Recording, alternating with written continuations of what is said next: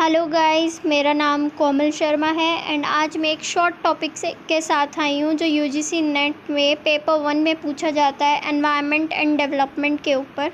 यहाँ मैं factual part cover करूँगी क्योंकि इस बार यूजीसी नेट का एग्ज़ाम सितंबर में कभी भी हो सकता है। तो सबसे पहले हम बात करेंगे कि किस तरीके से डेवलपमेंट हुआ था, डेवलपमेंट के साथ किस तरीके से हम एनवायरनमेंट को साथ में लेकर चलेंगे। सबसे पहले स्टॉकहोम कॉन्फ्रेंस हुआ 1972 में, जब सबसे पहले एनवायरनमेंट की बातें की जाने लगी थी। इससे पहले एनवायरनमेंट के ऊपर कोई फोकस नहीं करता था, लेकिन सबसे पहले बात स्टॉकहोम कॉन्फ्रेंस में की गई है। जो स्टॉकहोम कॉन्फ्रेंस था उसने कुछ चीज़ों को जन्म दिया, जैसे 5 जून को हम अब एनवायरनमेंट डे मनाते हैं, ये स्टॉकहोम कॉन्फ्रेंस की वजह से। तब से लोगों में अवेयरनेस आई। इसी की वजह से हम यूएनईपी भी देखने को मिलता है, किस तरीके से यूएनईपी सेटअप हुआ। इसके साथ साथ हम देख सकते हैं कि 2022 में जो थीम था एनवायरनमेंट डे का, वो ओनली वन अर्थ था। ये सब फैक्चुअल है जो हमें याद करना होगा, जो एग्ज़ाम में कंफर्म पूछा जाता है।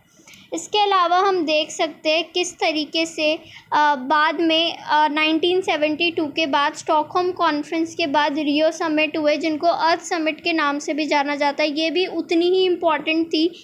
1992 में पहली बार रियो डी जेनेरियो में ब्रुटलैंड कमीशन की रिपोर्ट के बिहाफ पर जो एनवायरनमेंट के बारे में अवेयरनेस लेकर आई थी, सस्टेनेबल डेवलपमेंट के बारे में बात कर रही थी ब्रुटलैंड कमीशन की रिपोर्ट।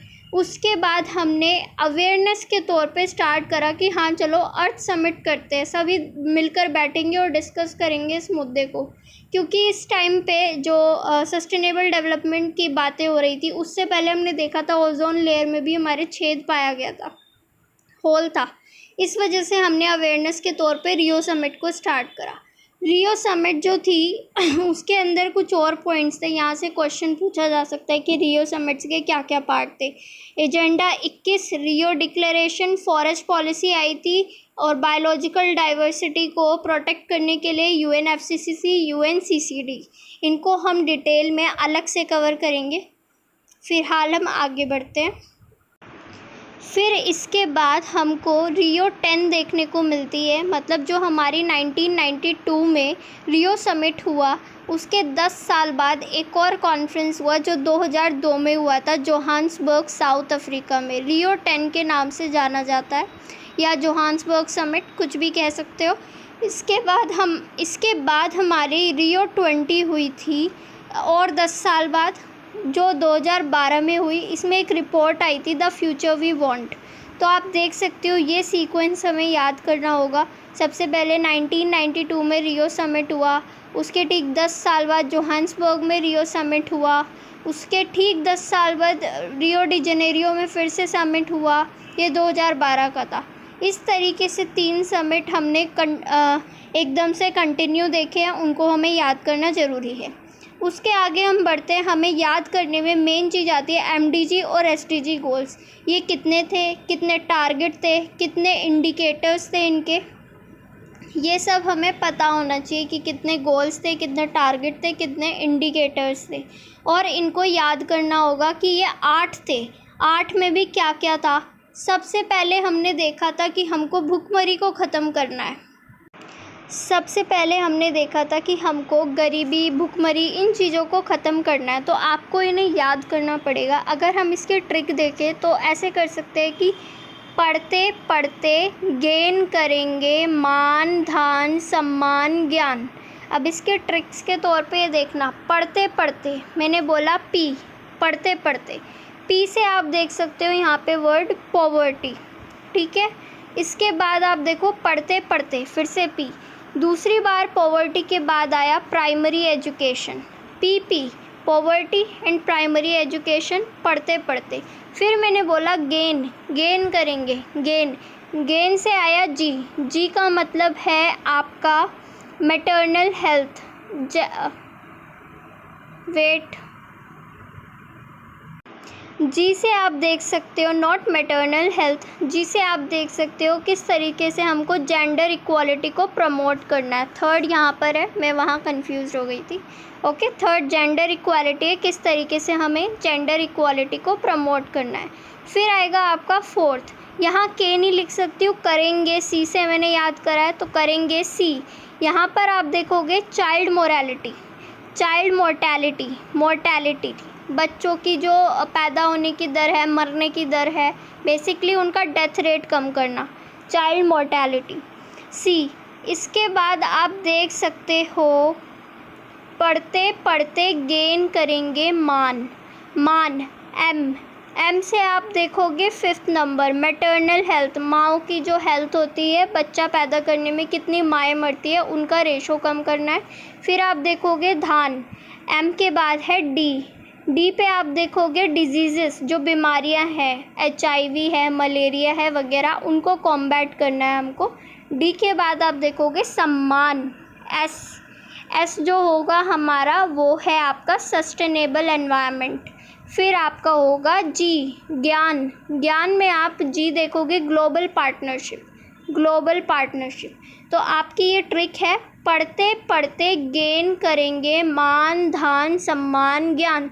इस तरीके से आप इसको याद कर सकते हो कि सबसे पहले पॉवर्टी है, फिर प्राइमरी एजुकेशन है, फिर आपका जेंडर इक्वालिटी है, फिर सी से चाइल्ड मोर्टेलिटी है, फिर उसके बाद आप 5th देखोगे मदर्स का है mortality rate and then disease, and उसके बाद आपका आएगा सस्टेनेबल एनवायरनमेंट एंड देन आपका आएगा ग्लोबल पार्टनरशिप। इस तरीके से आपने अपने 8 इंडिकेटर्स याद करने, क्योंकि ये गारंटेड क्वेश्चंस में आते हैं।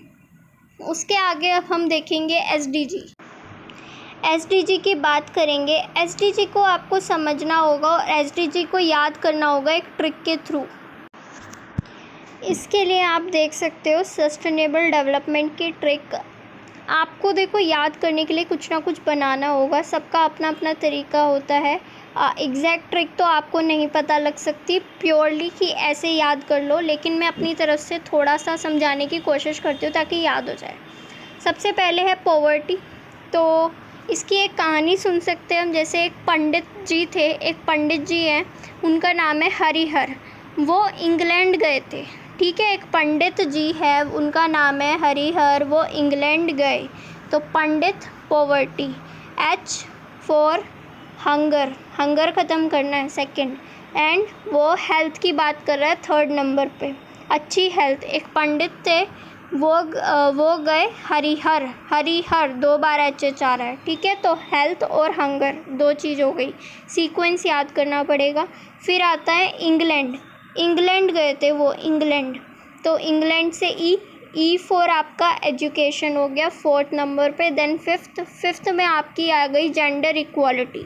तो पंडित हरिहर जो थे वो इंग्लैंड गए, तो जेंडर तक आपको कंफर्म हो गया होगा 5 स्टेप्स तक।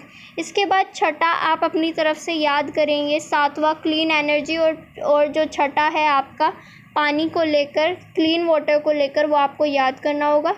इसके बाद की ट्रिक हम रख सकते हैं कि जब वो इंग्लैंड गए तो उन्होंने क्या देखा। उन्होंने देखा वहाँ पे कितना ग्रोथ है, वहाँ पे कितना इनोवेशन है। दोनों शब्द आ रहे हैं, ग्रोथ भी इनोवेशन भी। उन्होंने देखा वहाँ कितना ग्रोथ है, वहाँ कितना इनोवेशन है। तो ये सब चीज़ें, वहाँ तो असमानता भी नहीं है लोगों के अंदर, कास्ट में, धर्म में, किसी भी तरह की। तो ये सब चीज़ें इंडिया में कैसे ला सकते हैं। तो उन्होंने एक मंत्र दिया, उनका जो मंत्र है उसकी ट्रिक आपको फिर याद करनी है। जैसे उन्होंने कहा कि 3 कपूर, 2 लहसुन, 2 प्याज, इन तीनों को आप भारत के अंदर ले आओ तो भारत में भी ग्रोथ इनोवेशन आएगा, ठीक। तो लोग भाग भाग कर कहाँ गए, शहरों में गए, क्योंकि ये सब लाना था। तो आप कहाँ जाओगे, शहरों में जाओगे। तो यहाँ पर आप शहरों में गए, ठीक।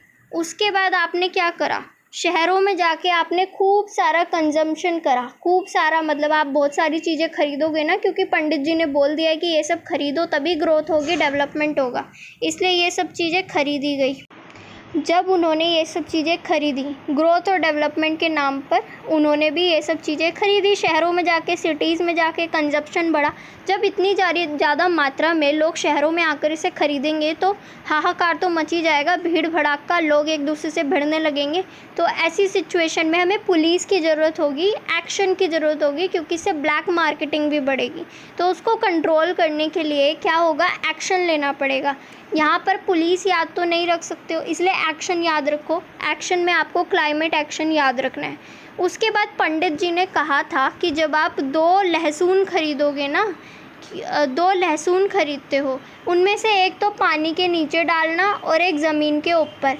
तो एक पानी के नीचे लाइफ की बात की जा रही है, एक ज़मीन के ऊपर लाइफ की बात की जा रही है, ऐसे याद कर लो। फिर अगर ये सब चीज़ें होंगी तो आपके देश में भी सुख समृद्धि शांति आएगी। अगर सुख समृद्धि शांति आएगी तो पार्टनरशिप बढ़ेगी और देशों के साथ भी आपका घुलना मिलना, इज्जत बढ़ेगी। ठीक है, तो इस तरीके से हम इसको याद कर सकते। आई होप मैंने आपको अच्छे से सस्टेनेबल डेवलपमेंट एंड MDG समझाए होंगे। आप हमारे चैनल को और फॉलो करें UGC नेट पेपर 1 और पेपर 2 की क्लासेस के लिए और UPSC की क्लासेस के लिए। एंड कंटेंट के लिए आप हमारे यूडीमोनिया के टेलीग्राम ग्रुप को ज्वाइन कर सकते हैं। और बाकी क्लासेस के लिए आप हमारा यूट्यूब और मैं टीचमेंट पे ऑनलाइन क्लासेस देती हूँ, उसे चेक कर सकते हैं। Thank you so much, please subscribe.